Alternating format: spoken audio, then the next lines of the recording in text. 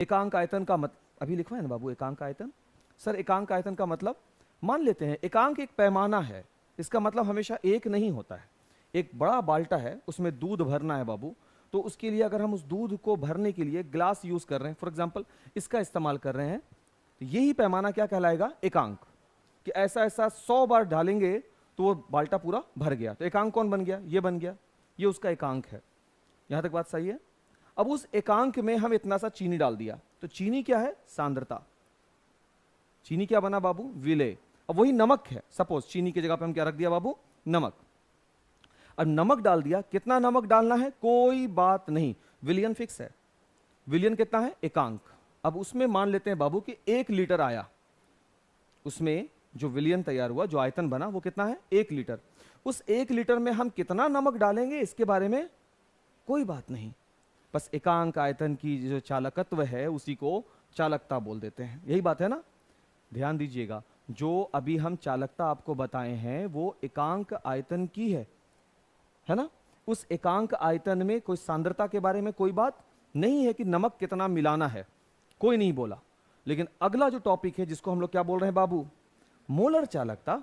ये बोलता है 1 मोल।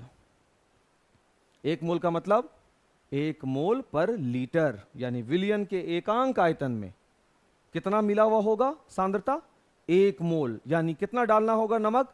जस्ट 1 मोल।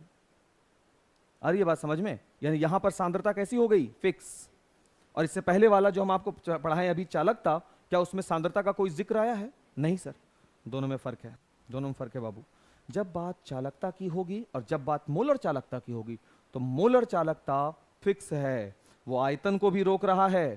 देखो ध्यान से, आयतन को भी रोक रहा है। 1 मोल पर लीटर। अब 1 मोल आपको डालना है, क्या चीज 1 मोल डालिएगा? सपोज NaCl, उसके लिए जितना भी आयतन हो। अभी अगर हम इसको एक एक नियम से समझे बाबू, तो देखो, इससे पहले वाले लेक्चर में बताया कि एकांक आयतन, एकांक आयतन अरे की चालकता क्या निकल कर आई है बाबू? एकांक आयतन की चालकता क्या निकल कर आई? अभी जस्ट आया है। चालकत्व को ही चालकता कहते हैं, अभी जस्ट आया ना।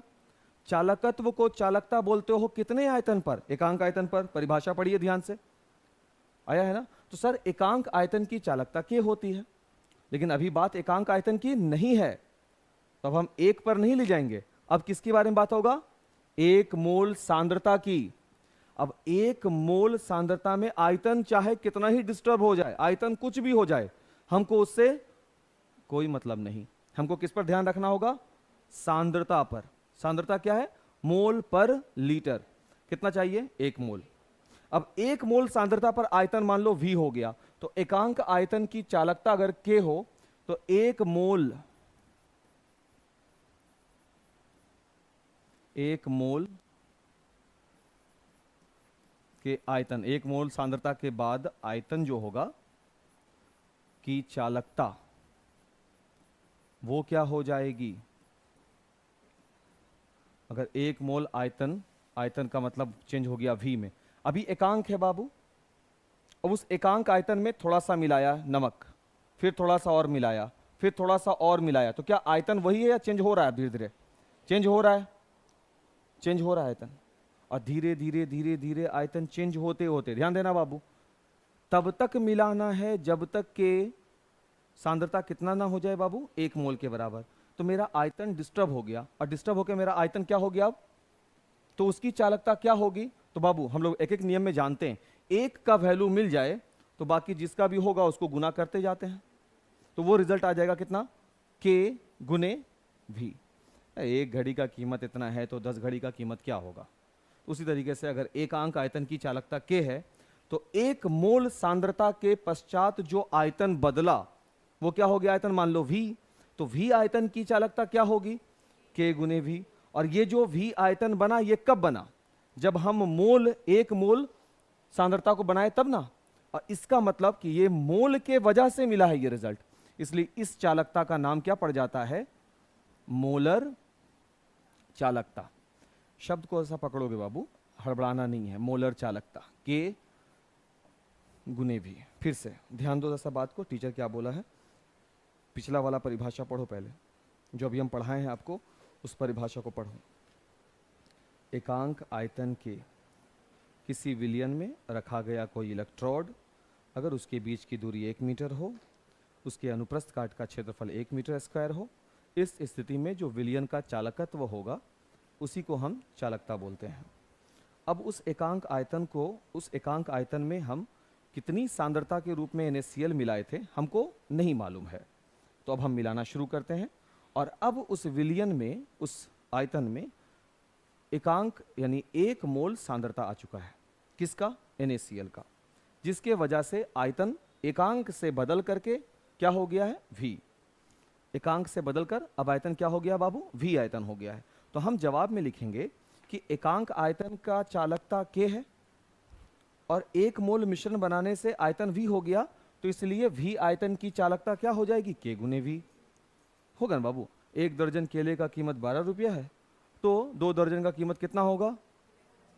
12 गुने 2। आया ना बात समझ में? तो उसको बस गुना कर देना है, तो K गुने V।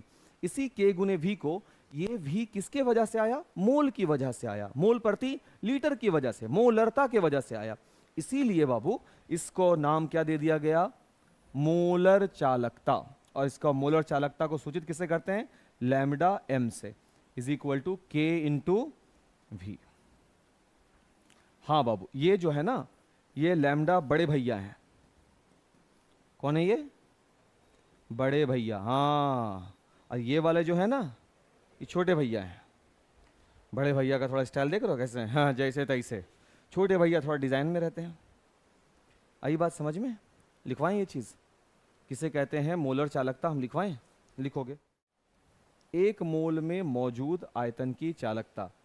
चूंकि विलयन के एकांक आयतन की चालकता कितनी होती है? K, और 1 मोल में मौजूद V आयतन की चालकता। अब ये क्या हो जाएगी सर? तो K इंटू V हो जाएगी, इसलिए वही कहलाएगी क्या चीज बाबू? मोलर चालकता।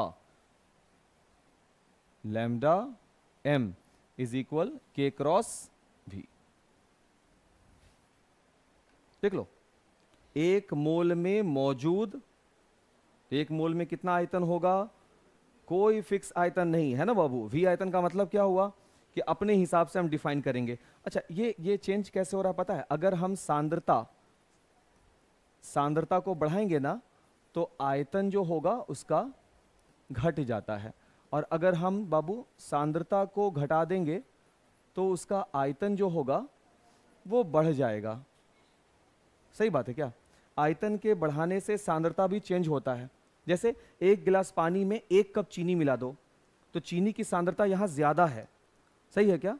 और अगर इसी चीज को उल्टा देख लो, मतलब चीनी को कम कर दो, अरे ये बात समझ में? तो यहां पर सांद्रता पर इसका उल्टा प्रभाव पड़ेगा। नहीं समझ में आया?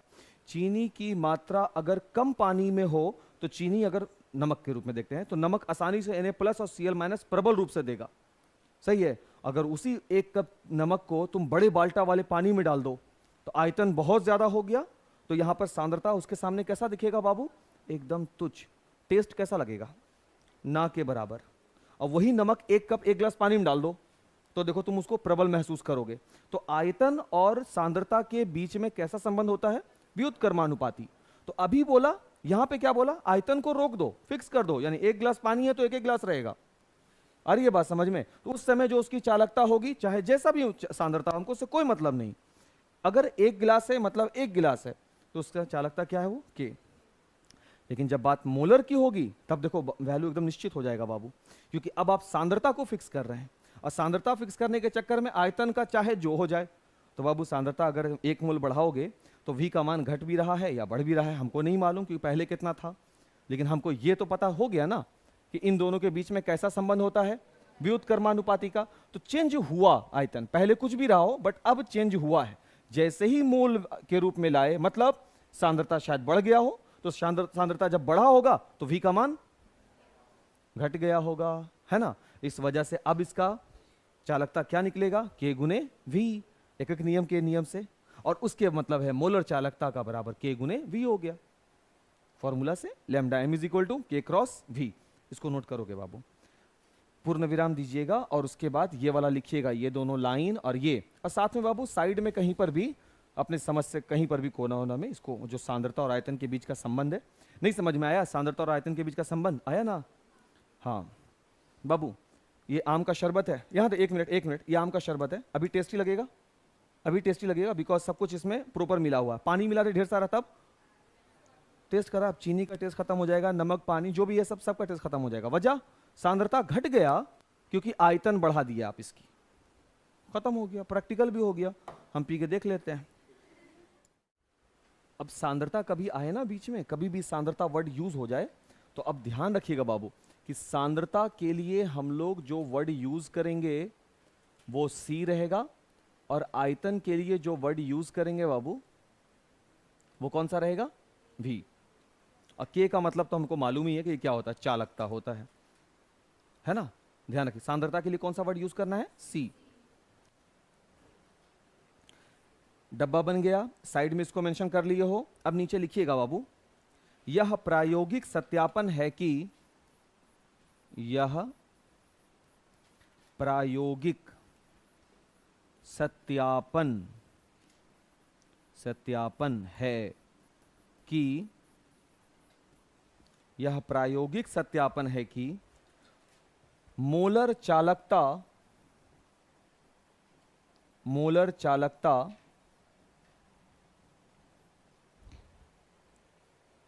आयतन से, आयतन ब्रैकेट में V लिख दीजिएगा, आयतन ब्रैकेट में V से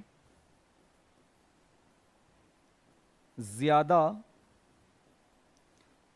प्रभावित रहती है। यह प्रायोगिक सत्यापन है कि मोलर चालकता आयतन अर्थात V से ज्यादा प्रभावित रहती है। क्या मतलब हुआ सर इसका कहने का? ऐसा लिखना इसलिए भी जरूरी है कि तुमको देखो क्या बोलेंगे, अगर किसी विलयन की, बाबू अगर किसी विलयन की चालकता बढ़ा दी जाए तो उसकी मोलर चालकता क्या होगी? तुम बोलोगे बढ़ जाती है, बोलोगे ना देख करके इसको। अगर V बढ़ा देंगे तो मोलर चालकता बढ़ जाएगी, बोले ना ऐसा? फैक्टफुल ऐसा नहीं है, ऐसा नहीं होता है। अब ये प्रायोगिक सत्यापन है। प्रायोगिक सत्यापन का मतलब ये प्रैक्टिकली प्रूवन है ये चीज कि अगर कोई राशि, यहां पर कौन सी राशि है? मोलर चालकता। अगर किसी राशि की निर्भरता 2 या 2 से अधिक एंटिटी पर हो, मोलर चालकता किस पर निर्भर कर रही है बाबू? K किस पर? चालकता पर भी और V आयतन पर भी। तब आपको देखना होगा कि इन दोनों पर उसकी डिपेंडेंसी कैसी है। तो देखना पड़ेगा कि दोनों पर उसकी निर्भरता कैसी है, K के साथ उसका कैसा संबंध है और V के साथ उसका कैसा संबंध है। तो असल में देखा गया मोलर चालकता का कि ज्यादा निर्भरता वो किसके हिसाब से दिखलाता है? V के हिसाब से, आयतन के हिसाब से ज्यादा अच्छा दिखलाता है। इसलिए हम लोग मोलर चालकता को ऑब्जर्व करने के लिए किसको पकड़ के चलेंगे? आयतन को। अब आयतन को पकड़ के चलोगे बाबू तो आयतन का 2 कंडीशन बनेगा। एक, जब आयतन को बहुत ज्यादा कर दोगे, तो जब बाबू आयतन को बहुत ज्यादा करेंगे तो सांद्रता बहुत कम हो जाएगी। और दूसरा बाबू, जब आयतन को बहुत ज्यादा करोगे तो आयतन को बहुत कम करोगे तो सांद्रता बहुत ज्यादा हो जाएगी। यही 2 कंडीशन होगा ना, तभी ना मोलर चालकता। तो अब देखो बाबू, इसका चीज को थोड़ा सा देखना पड़ेगा। ये नोट कर लिए हो ये चीज? ठीक, लिखिएगा आगे क्या लिखा है। प्रसत्यापन है कि मोलर चालकता आयतन से ज्यादा प्रभावित रहती है।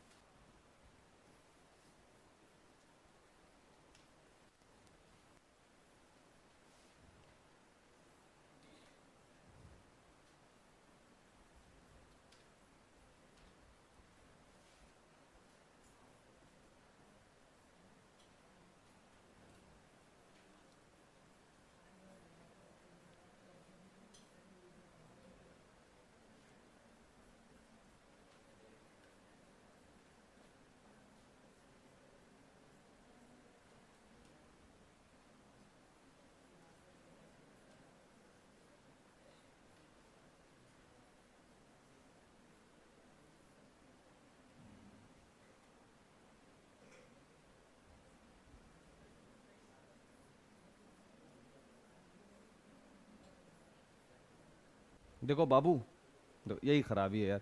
अभी क्या होगा ना, जो तुम समझ रहे हो ना, इसमें बीच में बातचीत जहाँ अनाप शनाप शुरू करोगे ना, पूरा कॉन्सेप्ट खत्म हो जाएगा। फिर घर जाके मोला चलता है, आनंद चलता है, मोला चलता है, आनंद चला करते रहो कि आलतू फालतू पढ़ा रहे लोग। टॉपिक से जुड़ने के लिए लाइन बाय लाइन पकड़ना पड़ता है। हम चाह रहे हैं कि उस पॉइंट को पकड़े रहो, पकड़ के चलो यार, कि भूलो नहीं उस चीज़ को। अभी हम आपको बताया कि सांद्रता और आयतन के बीच में व्युत्क्रमानुपाती का संबंध है, शरबत के साथ बताया, सही। तो सांद्रता को अगर बढ़ा दें तो सांद्रता कब ज़्यादा लगेगी? जब आयतन रिड्यूस रहेगा, कम रहेगा, पानी की मात्रा कम है, तो पानी की मात्रा कम है, आयतन कम हो गया। और अभी हम आपको बताया कि आयतन का डायरेक्ट संबंध किसके साथ होता है? मोलर चालकता के साथ, क्योंकि यह प्रायोगिक सत्यापन है। तो अगर आयतन रिड्यूस कर गया है तो मोलर चालकता भी उसका रिड्यूस रहेगा। क्योंकि सांद्रता बढ़ा हुआ है इसलिए आयन बढ़ जाएगा। अगर नमक उसमें ज्यादा है, हल्का सा पानी है, तो Na प्लस और Cl माइनस पूर्ण रूप से टूटा हुआ अंदर में दिखेगा। नमक का प्रभाव आपको ज्यादा महसूस होगा, ज्यादा नमकीन लगेगा। इसका मतलब कि उसमें आयन ज्यादा होंगे। ज्यादा आयन है तो अच्छा कंडक्टिविटी दिखलाएगा, इसलिए चालकता भी उसकी ज्यादा होगी। यहां तक बात क्लियर है? अब देखो यहां पे, अभी थोड़ी देर पहले हम क्या बोला कि K और V दो चीजों पर मोलर चालकता डिपेंड था, अभी बताए थे ना बाबू। तो इसका मतलब कि देखो यहाँ पे K बढ़ रहा है, लेकिन मोलर चालकता का मान यहाँ देख रहे हो घट रहा है, V का मान देख रहे हो यहाँ घट रहा है। और अभी थोड़ी देर पहले फॉर्मूला में आया कि ये जो है वो K गुने V है। तो अगर इतना चर्चा हम नहीं करें तो तुम्हारे पास इसका कोई रिजल्ट नहीं मिला। तुमसे पूछेगा बताओ मोलर चालकता, तुम बोलोगे K के बढ़ने से मोलर चालकता बढ़ जाता है, V के बढ़ने से मोलर चालकता बढ़ जाता है। जबकि यहाँ पे साफ बता रहा है कि मोलर चालकता घटेगा V के घटने से। और यहाँ देखो K का मान देखो यहाँ बढ़ रहा है, यानी एक बढ़ रहा है दूसरा घट रहा है। हमको दोनों के हिसाब से ना मोलर चालकता को परिभाषित करना पड़ेगा। तो अब किसके हिसाब से मेरा मोलर चालकता प्रभावित है? तो बोला गया V के हिसाब से, कि अगर तुम्हारा आयतन घटा, तुम्हारा माने विलयन का आयतन जैसे ही घटेगा मोलर चालकता भी घट जाएगी। यानी दोनों में से डिपेंडेंसी किस पर है? अभी आया बात समझ में? अब बोलोगे सर K पर भी तो है, K के बढ़ने से वो घट रहा है, तो बाबू इसको व्युत्क्रमानुपाती में लिखा हुआ होना चाहिए था ना, इसलिए K के हिसाब से जवाब नहीं देंगे। जवाब किसके हिसाब से देंगे? V के हिसाब से जवाब देंगे। बात समझ में आ रहा है? खंडन हो रहा है बात का? ठीक। अब इसी का बाबू एक बार उल्टा बना लेते हैं।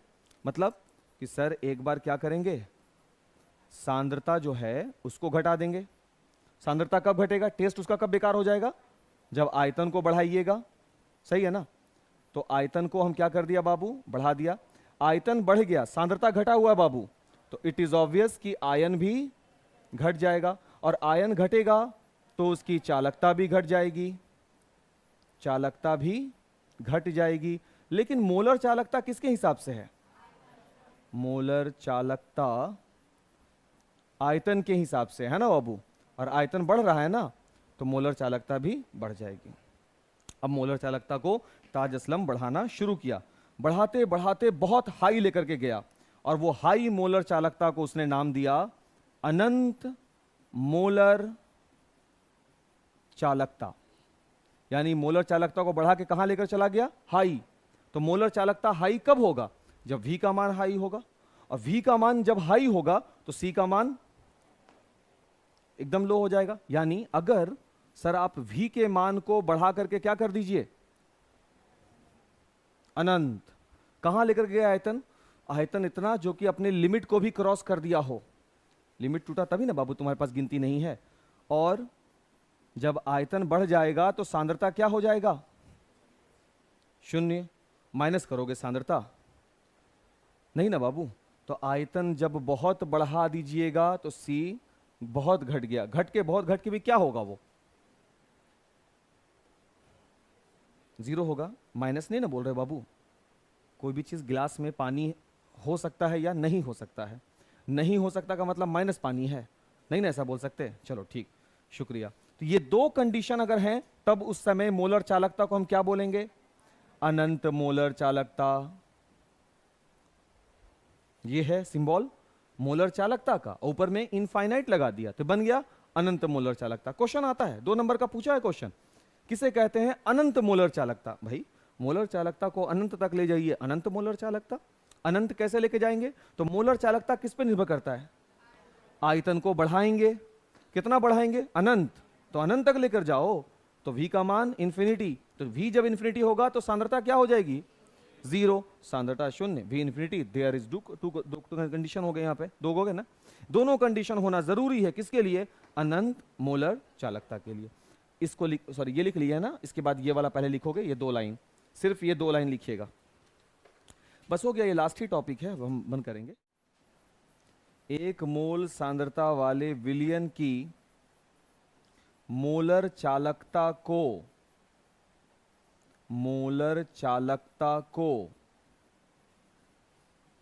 ही अनंत मोलर चालकता कहेंगे, अनंत मोलर चालकता कहेंगे, कहेंगे, कहेंगे, कहेंगे यदि, नीचे लाइन में बाबू, यदि पहला point V is equal infinite और C is equal point wise बाबू है ना, दूसरा पॉइंट C इज इक्वल 0, यदि ये 2 कंडीशन संतुष्ट हो जाएं तो मोलर चालकता को ही हम लोग कहेंगे अनंत मोलर चालकता।